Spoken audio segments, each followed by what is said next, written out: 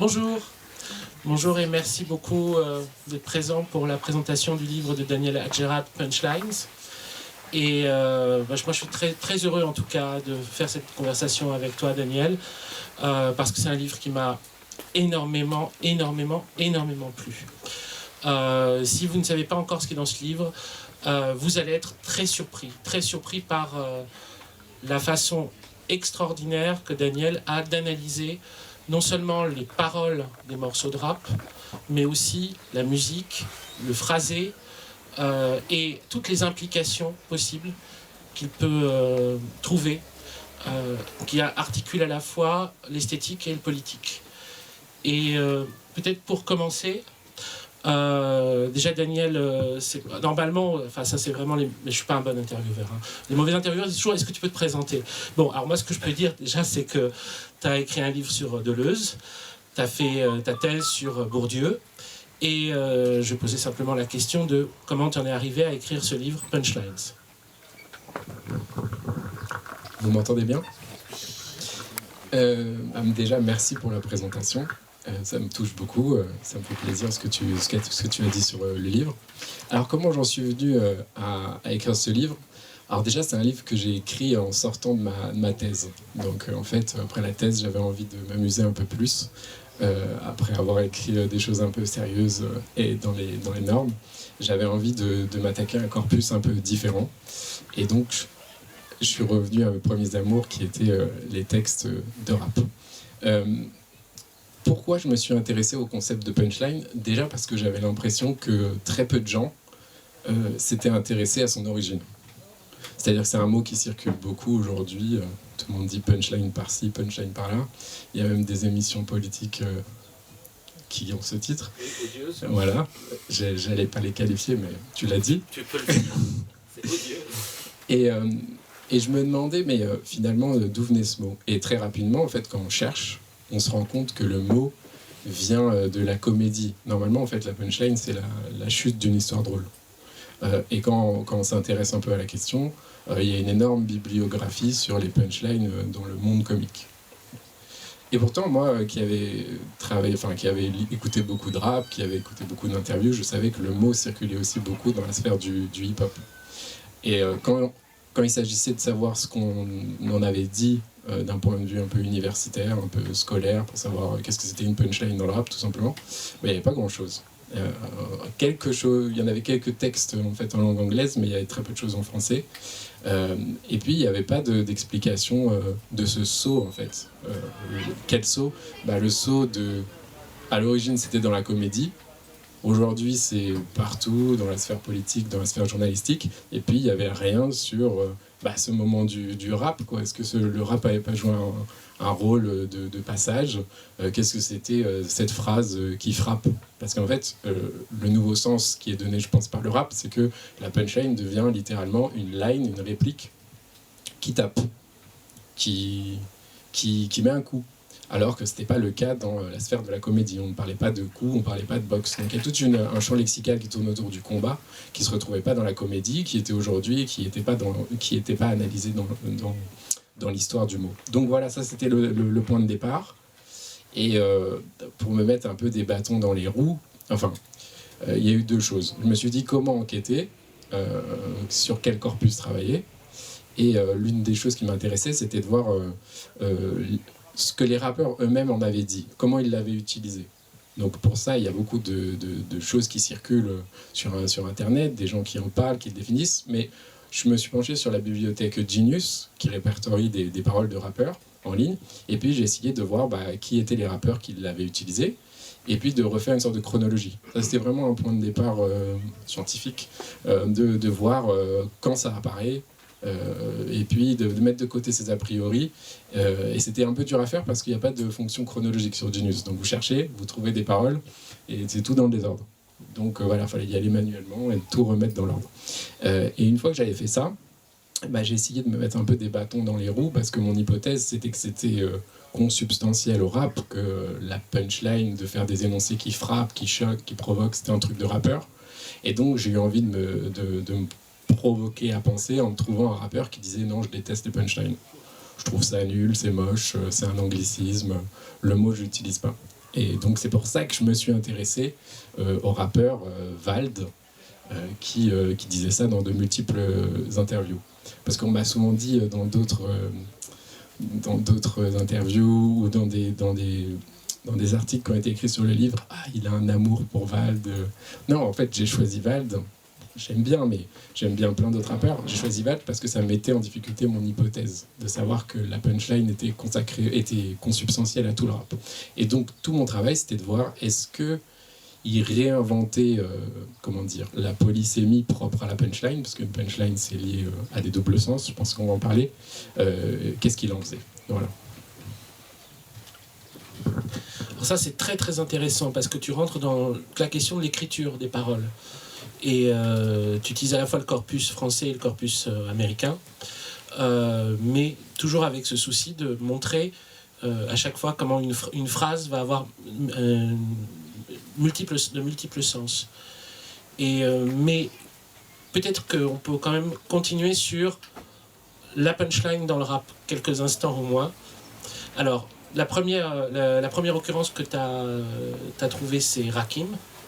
Est-ce que tu peux nous en parler un petit peu? Oui, alors en faisant ce travail de chronologie, je suis retombé sur, je pense, peut-être la première manifestation du mot dans les lyrics, dans les paroles d'un rappeur, qui est chez Rakim, rappeur très célèbre, parce qu'en fait, rappeur new-yorkais, parce qu'il a, pour beaucoup de spécialistes du rap, théorisé d'autres dimensions du rap, comme le flow par exemple, la manière de débiter son langage, donc ça c'est connu. Moi, j'ai eu l'impression que c'était peut-être le premier à utiliser le mot dans ses lyrics, ou en tout cas la première manifestation répertoriée du mot. Alors ce qui était intéressant, c'était qu'en lisant ses mémoires, on voit qu'il dit ça, qu'il dit qu'il est intéressé par les punchlines et par la boxe. Et qu'en fait, ce qui l'a intéressé, c'était de reproduire dans ses paroles, entre autres, parce qu'il y a beaucoup d'autres influences, mais l'une de ces influences, c'est de reproduire la manière qu'avait Mohamed Ali, donc le boxeur, de mettre au tapis ses adversaires, mais pas littéralement, mais de les mettre au tapis par les mots. Parce que Mohamed Ali, c'est de plus en plus connu. Là, il y a eu un très beau documentaire qui est sorti sur lui. C'était une grande gueule et il maniait très bien les mots pour provoquer son adversaire dans une sorte de battle verbale avant le combat. Et c'était pas juste une manière de faire le malin et de faire des blagues, c'était aussi stratégique. C'est-à-dire qu'il s'agissait de provoquer son adversaire, de lui faire croire qu'on était nul, pour qu'il travaille moins, qu'il s'entraîne moins, et qu'au final, il arrive un peu essoufflé au combat. C'est le célèbre combat contre Sonny Liston, c'est ça. Il lui fait croire qu'il est nul, qu'il ne s'est pas préparé. Comme ça, l'autre se prépare pas, et puis il va l'épuiser, en fait, et il va gagner.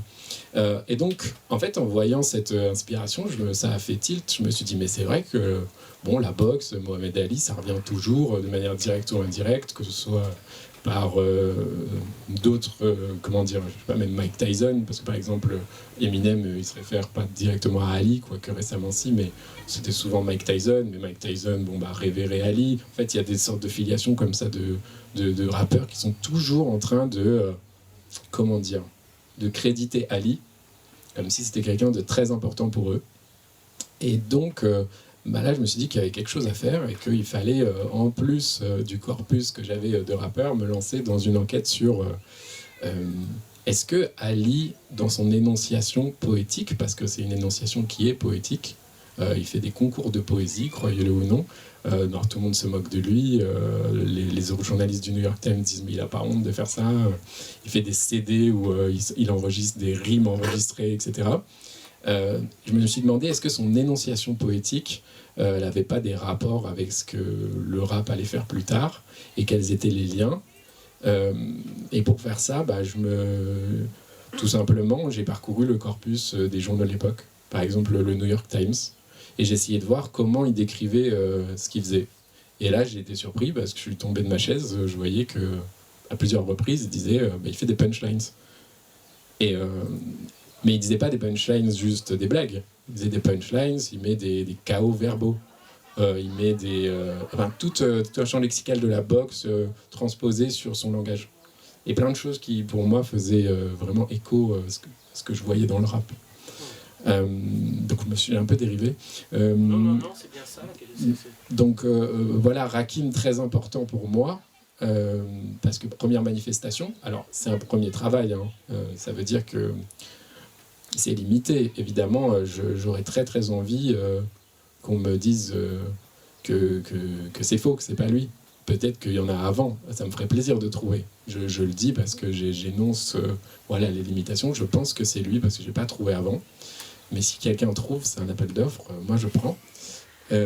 Et deuxième chose, dans la critique musicale. Ça m'intéressait aussi de savoir, après que Rakim l'ait utilisé, ce mot, est-ce que la critique musicale a commencé à l'employer? Alors là, j'ai fait avec des sources, pas beaucoup, il faudrait travailler beaucoup plus sur les magazines américains de rap, The Source notamment, et j'en ai trouvé à partir des années 90. Et là, il y a tout un travail à poursuivre. Voilà. Donc très important Rakim, parce que pour moi, ça a été le moment où j'ai découvert le lien avec la boxe et avec Mohamed Ali. Ouais. Tu parles bien du reste du rapport de Mohamed Ali avec la poésie et aussi la forme de la question du limerick. Oui, parce qu'en fait, chez Mohamed Ali, donc, le limerick, c'est des espèces de petites rimes faciles, quoi. C'est un pélican qui a un bec s'étirant, voilà, des sortes de rimes que nous, quand on aime le rap, on retrouve. Ça s'appelle des rimes multisyllabiques, et i-an, s'étirant, pélican.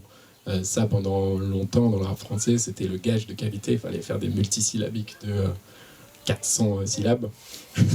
Et bon, c'est un peu passé de mode, parce qu'au bout d'un moment, ça ne veut plus rien dire. Mais on a plus épuré. Mais oui, cette question du limerick, c'est-à-dire de la poésie un peu simple, avec des rimes sur les syllabes, c'est quelque chose que Ali fait, c'est-à-dire qu'il est toujours en train de faire des poèmes où il fait ça. C'est quelque chose que Kerouac a vu aussi. En fait, Kerouac n'aime pas trop Ali, sa poésie, mais il dit que ça ressemble à du limerick, ce qu'il fait. Puis il n'y a pas que ça, en fait. Quand on regarde ce que fait Ali, il fait des doubles sens, il fait des rimes, il a un flow incroyable. Il s'autoglorifie. En tant que noir afro-américain, il dit je suis le plus beau, lâchez-moi, j'ai pas peur. Tout ça, quand on étudie le rap, on se dit ouais, il y a un précurseur. Alors je dis pas que c'est Ali qui invente le rap, hein. Pas du tout. Le rap, ça apparaît dans les années 70, New York, etc. Mais je pense que les rappeurs s'inspirent, en fait. Le rap s'invente grâce à lui. Donc voilà, après le livre essaye aussi d'articuler ce que c'est une punchline au sens le plus simple, parce que depuis tout à l'heure on parle de punchline, mais j'ai même pas défini. En fait, une punchline, normalement, c'est juste un double sens. Peut-être que tu allais m'interroger là-dessus. Non, c'est peut-être... J'allais dire, une punchline, normalement, c'est un double sens, un jeu de mots, dans la comédie, puis après dans le rap. Et moi, mon but, c'était de voir est-ce que on peut pas l'élargir. C'est pas simplement qu'est-ce que c'est un énoncé frappant en général, en fait, dans le rap, et toutes les dimensions qui nous frappent dans une parole de rappeur. Il n'y a pas que le double sens, en fait, et que le double sens, ça devient vite un jeu de mots facile, un recueil de blagues, quoi, de mauvaises blagues. Et donc, il faut prendre en compte toute la richesse de l'énonciation, les rimes, le flow, tout ça. Et donc, j'ai essayé d'articuler tout ça. Il y a aussi un très beau passage, c'est quelque chose que j'ai appris que je ne savais pas, et pourtant j'aime vraiment beaucoup Rakim, l'influence de John Coltrane. Ça aussi, c'est extrêmement intéressant sur le phrasé. Tu peux nous en parler un petit peu aussi? Oui, Coltrane est l'une des influences aussi de Rakim. Rakim, c'était un grand saxophoniste. Ça, peu de gens le savent, mais il jouait super bien du saxo. Il avait beaucoup de talent. Et il devait aussi être joueur de football américain, normalement. Mais et finalement, il s'est relancé, il s'est lancé dans le rap, heureusement pour nous. Et qu'est-ce que je voulais dire Par rapport avec Coltrane. Sur oui, c'est ça. Le phrasé. En fait, ce qui l'intéressait chez Coltrane, c'était sa manière d'improviser et de réussir à faire des variations rythmiques, toujours. De jamais, dans les cadences de son débit, faire le même rythme. Vous voyez, dans le rap, on peut avoir on fait la même chose et puis après on fait une petite variation. Bon, c'est ça le flow. Et lui, en fait, Rakim, quand il arrive, il dit il s'est inspiré de la manière de jouer du saxo de Coltrane pour faire des variations incessantes, c'est-à-dire que d'une mesure à l'autre, on retrouve jamais le même schéma rythmique. Et ça, c'est incroyable parce que, en fait, ça a été démontré. Il y a un scientifique fou américain qui s'appelle Martin E. Connor, un musicologue, qui, donc lui, il a écrit un très beau livre sur le rap, mais avant, il avait un site où il analysait les textes des rappeurs, mais surtout leur rythmique. Et son but, c'était de réussir à mettre sur une partition le flow d'un rappeur.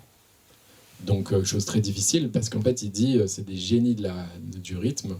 Et en fait, notre manière de noter le rythme en Occident, on est à la ramasse, en fait, pour réussir à capter et à le retranscrire.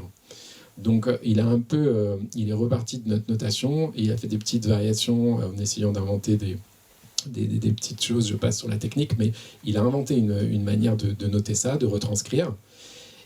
Et alors, grâce à ça, on voit par exemple que sur une chanson très importante de Rakim qui s'appelle I Ain't No Joke, je suis pas une blague, c'est cette chanson où il y a le mot punchline pour la première fois.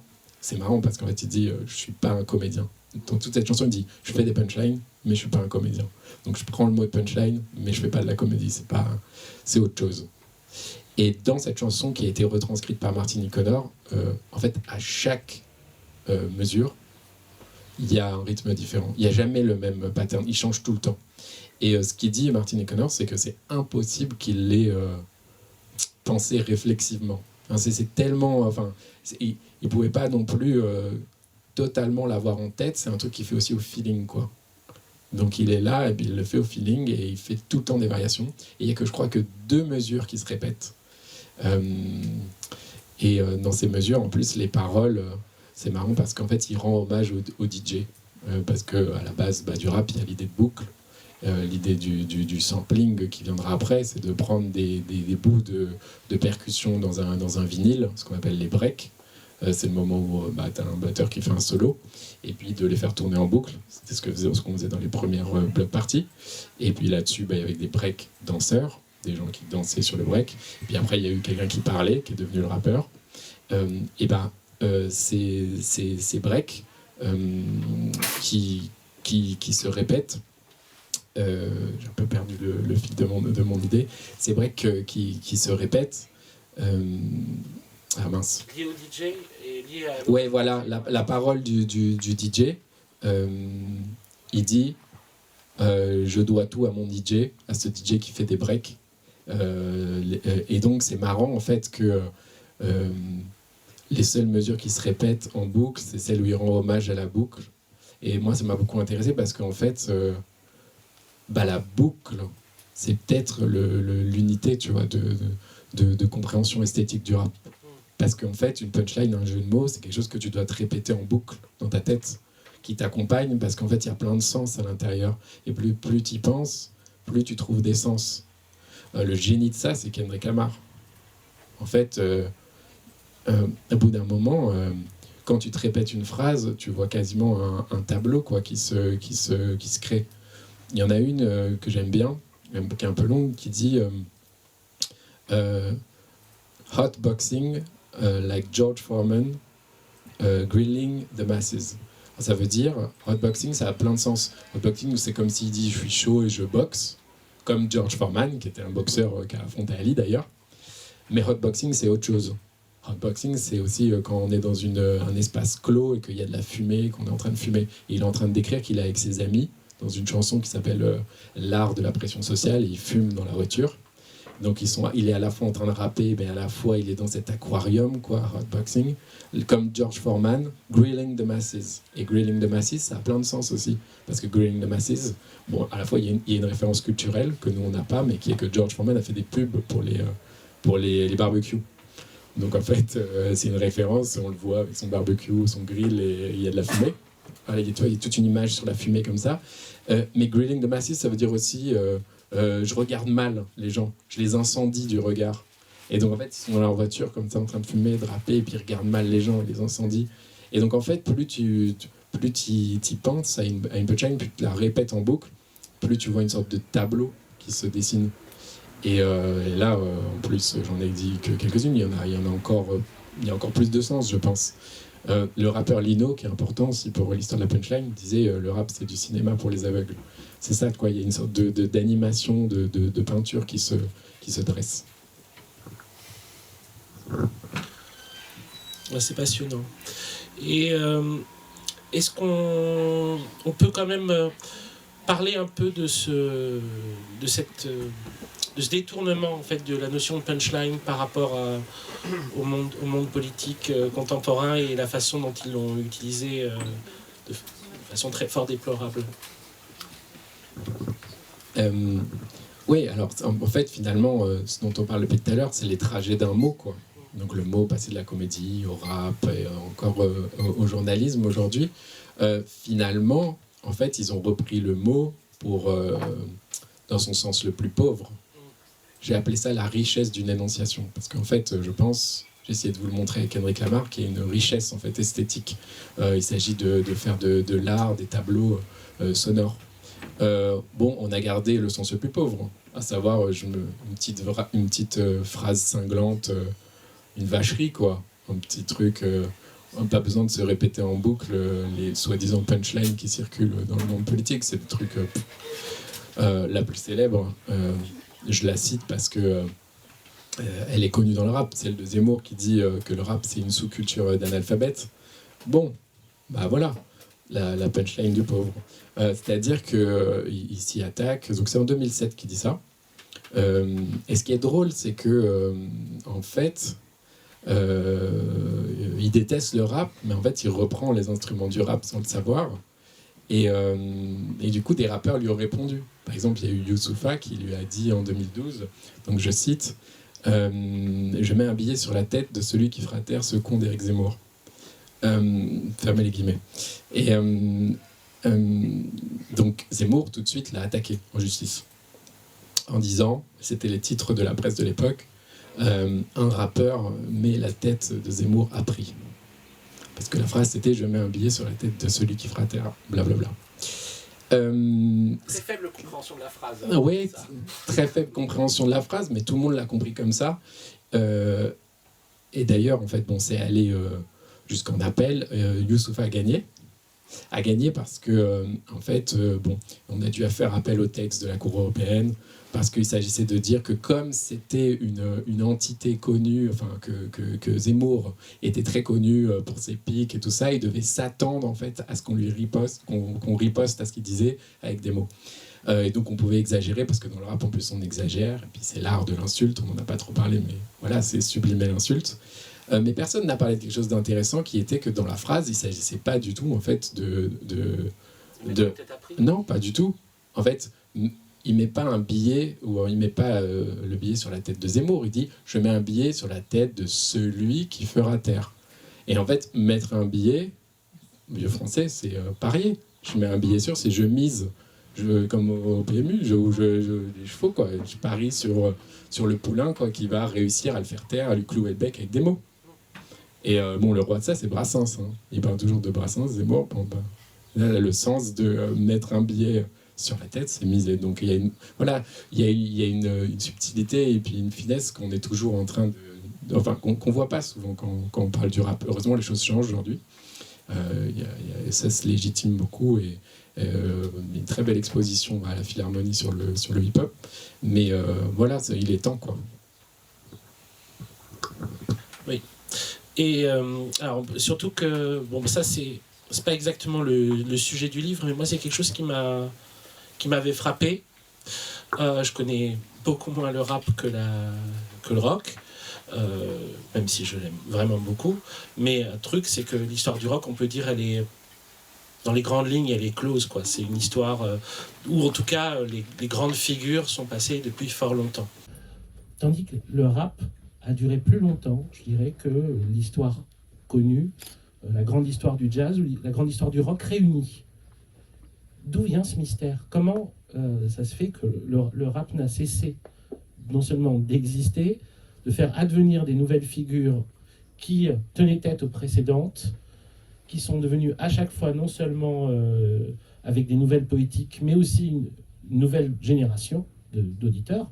Hein, c'est pas les grands-parents quoi, qui écoutent le rap. Comment tu l'analyses, ça? Lourde question. Je pense que le rap, c'est un art de la débrouille. C'est un art qui, à la base, n'a que faire, tu vois, des codes préétablis. Ça veut dire que chaque nouvelle génération de rappeurs, je pense, arrive, hérite de ce que les autres ont fait, mais n'hésite pas, en fait, à sauter sur toutes les innovations technologiques ou les choses qui sont à portée de main. Il n'y a pas d'état d'âme, quoi. Je dis ça parce que, par exemple, l'apparition de l'autotune, tu vois, dans le rap, c'est quelque chose qui... aujourd'hui, c'est accepté, c'est même la norme, peut-être, enfin, quoique les choses rechangent, mais il y a eu un moment où c'était devenu la norme, alors qu'il y a un moment, c'était impossible, quoi, d'utiliser l'autotune. Quand Booba, il l'utilise sur son album 09, tu vois, en 2008, c'est au même moment que Kanye West qui vraiment fait quelque chose aussi en 2008, le même jour ils sortent leur album. Tout le monde lui saute à la gorge, hein. Alors que c'est pas un album où il y a beaucoup d'autotune. Autotune, c'est pour faire varier, pour harmoniser la voix, pour ceux qui savent pas. Donc à la base, dans le rap, on chantonne pas trop. Grâce à l'autotune, on peut se mettre un peu à chantonner et à travailler sur la texture, tu vois, du son, sur les timbres, parce que ça rend une voix plus métallique, sur la texture du son. C'est un art sonique, hein. Arsenic, le groupe de rap, c'est appelé comme ça parce que c'est un art sonique, un art du son, c'est pas que le texte. Et donc, quand l'autotune est arrivé, les petits nouveaux, ils n'ont pas trop eu d'état d'âme, je pense, pour s'en emparer. Alors, c'est paradoxal parce que j'ai dit que c'était Booba, et qu'il était déjà un peu installé. Mais lui, il est toujours en train un peu de vampiriser, de s'approprier ce qui se fait. Donc, dès qu'il y a des nouvelles choses qui se font, je pense qu'on n'hésite pas à le faire. Et du coup, ça permet de travailler sur d'autres dimensions. Moi, j'ai appelé ça l'équivocité. L'équivocité, c'est quelque chose d'indistinct, de confus. À la base, une punchline, c'est une phrase équivoque parce qu'elle est ambiguë, il y a deux sens. Il y a un rappeur récent que j'aime bien, Isha, qui dit je fais mes meilleurs tours quand je reste enfermé. Je suis un magicien. Alors, le tour, ça a plein de sens, là. Hein. C'est balade, c'est le tour, le numéro de magie, le cercle, etc., etc. Donc, à la base, c'est une phrase équivoque. Elle a 2, 3, 4 sens. Comme un mauvais tour. Un mauvais tour, exactement. Donc voilà, chacun peut se l'approprier comme il veut, se le répéter en boucle. Donc, c'est une phrase qui a deux sens. L'équivocité, elle est là. Mais en fait, équivoque, il y a plein d'autres dimensions d'équivocité du son. Il y a... est-ce que c'est une voix d'homme? Est-ce que c'est une voix de femme? Est-ce que c'est une machine? Est-ce que c'est un humain? Est-ce que c'est un animal? DMX, des fois on dirait un chien, quoi. Enfin, il aboie, le son d'un coup c'est effrayant. Les allures aussi. Donc tu vois, je disais la forme, mais les rythmes, on pense qu'il va aller à droite, puis il va à gauche, ça c'est le flow. Donc je pense qu'en fait, l'énoncé frappant du rap, il est frappant parce qu'il est riche, parce que il est ce que j'appelle équivoque. Un son qui nous frappe, c'est qu'il y a toutes ces dimensions. Tu vois, il y a eu des variations rythmiques qu'on n'a pas captées au premier moment. On n'a pas capté un double sens, on n'a pas capté une rime équivoque. C'est un truc qui nous vient du Moyen-Âge. Les rimes équivoques sur les multisyllabiques. On n'a pas capté, est-ce que c'était aigu, grave, on ne sait pas trop. Et donc, comme il y a tout ça dans le rap, dès qu'il y a des innovations techniques qui permettent d'explorer une autre partie de ça, et qu'il y a des artistes de génie qui s'en emparent, ça relance le rap ailleurs, quoi. Alors c'est encore du rap, mais c'est plus du rap, hein, je sais pas. PNL, quand ils arrivent, quoi, c'est sur l'intonation, le chant, c'est totalement neuf, quoi. Donc où est-ce que ça va aller, je sais pas. Est-ce que ça s'arrêtera, je sais pas. Faut voir ce qu'en font les artistes de demain, quoi. Il y a aussi un autre point que tu abordes dans le livre qui est vraiment passionnant, parce que c'est une critique qui revient souvent on va dire, la critique qui vient de gauche du rap, qui est le côté musique capitaliste, où c'est des mecs qui veulent faire du blé, ou qui font l'éloge de se faire du blé. Et je vais te laisser toi l'expliquer, hein, je vais pas, mais tu as tout un passage très très intéressant sur cette question-là et sur cette question aussi de l'échange symbolique. Est-ce que tu veux bien en dire quelques mots? Alors ouais, ça c'est une partie qui est un peu dans la continuité de ce que je faisais dans mon travail de thèse. Je travaillais sur la question de l'économie chez Bourdieu et sur l'élargissement de certaines catégories, parce que Bourdieu il est toujours en train d'employer des mots dans plein de sens différents. Il dit qu'il ne faut pas mettre de l'économie partout, et puis il parle de capital symbolique, de marché des biens symboliques, tout ça. Et moi, dans la continuité de ma thèse, ça m'intéressait de réfléchir sur ce concept de monnaie. Tu vois, est-ce qu'il y a des monnaies symboliques? Qu'est-ce que ça voudrait dire une monnaie symbolique? Parce qu'une monnaie, la monnaie au sens classique, c'est ce qui te sert à échanger, c'est ce qui porte la valeur, c'est une réserve c'est ce qui te donne du crédit. Tu vois, dans ma thèse, je parlais du crédit. Le crédit s'appelle financier, mais c'est aussi du crédit symbolique, c'est du prestige. Ce qui donne prestige. Donc, toutes ces dimensions, toutes ces propriétés de la monnaie, je me suis dit, est-ce qu'il n'y aurait pas moyen de trouver des monnaies symboliques dans d'autres domaines de la pratique? Et en fait, quand je réfléchissais au rap, je me disais, mais en fait, quand il parle de la monnaie, de l'argent, de faire du blé, de faire de la moula, mais il y a toujours potentiellement deux lectures, en fait. Pas toujours, on dira c'est tiré par les cheveux, mais moi, ça m'intéressait, et puis je pense qu'on peut... C'est pas contraire au rap, tu vois, de lui donner beaucoup de sens, je pense que c'est sa nature. Donc moi, je me disais, est-ce qu'il n'y a pas des fois la possibilité, quand il parle d'argent, de bijoux, de lire d'une autre manière aussi, de dire qu'ils sont en train de parler de la valeur propre au rap, en fait, de quelque chose qui serait comme un étalon de valeur, une monnaie symbolique, tu vois, ce qui régule les échanges dans le rap, qui serait la phrase qui frappe, en fait. Et qu'est-ce que ça voudrait dire, une monnaie symbolique dans le rap? Alors, c'était un peu compliqué à faire. J'avais un exemple,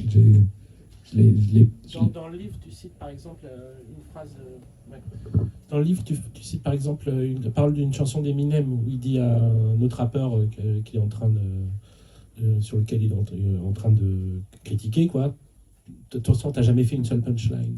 Ouais. Oui, tu cites ce truc-là. Ouais, il s'en prend aux autres et puis il dit ouais, c'est intéressant parce que Eminem il continue malgré les attaques et puis il dit franchement, si je continue juste pour l'argent, les gars, je suis multimillionnaire, c'est pas pour l'argent, je continue par amour en fait de cette valeur propre au rap. C'est un geek du rap, Eminem. On voit chez lui, il a toutes les cassettes au monde, c'est un collectionneur, c'est un étudiant du rap. Quand il voit d'autres rappeurs, il est comme je sais pas, il est dans... Oui, il retombe à l'état de, je ne veux pas dire fan, mais il est en admiration devant ses idoles de jeunesse, quoi, LL Cool J, tout ça. Donc il dit, moi je fais ça pour l'artisanat du rap, pour la valeur propre au rap. Et comment dire, par exemple, je vais juste donner un exemple pour pas être trop vague. Par exemple, le mot moula. C'est un mot qui circule beaucoup dans le rap, enfin, qui a circulé beaucoup ces dernières années, moins maintenant. Mais la moula, ça veut dire l'argent, mais ça veut dire plein de trucs en fait. Et plein de trucs qui font référence à ce que font les rappeurs. Mettre la moula à quelqu'un, il y a plein de textes qui disent ça, c'est lui mettre un coup. La moula, c'est aussi la drogue, donc quelque chose d'addictif. Alors il y a beaucoup de rappeurs qui parlent de ça. L'audio-drogue, quoi, c'est une drogue auditive. C'est quelque chose que tu dois te répéter, tu en veux plus. C'est comme quand ils parlent des dealers. Tu vois. Je donne ma première dose aux clients parce qu'en fait, ils vont en vouloir plus. Donc, je mets un petit son, puis j'en donne plus. Et en fait, il y a quelque chose d'addictif dans le rap. Tu veux le réécouter en boucle, alors que c'est des boucles, et c'est un truc assez peut-être basique. Mais pourquoi? Parce que ça fait partie de cette essence. Et donc, est-ce que les rappeurs font pas de la monnaie symbolique, quoi, de la moula dans les trois sens du mot? Ils font des phrases qui frappent, tu vois, qui sont addictives et qui sont la richesse même de cet art, tu vois.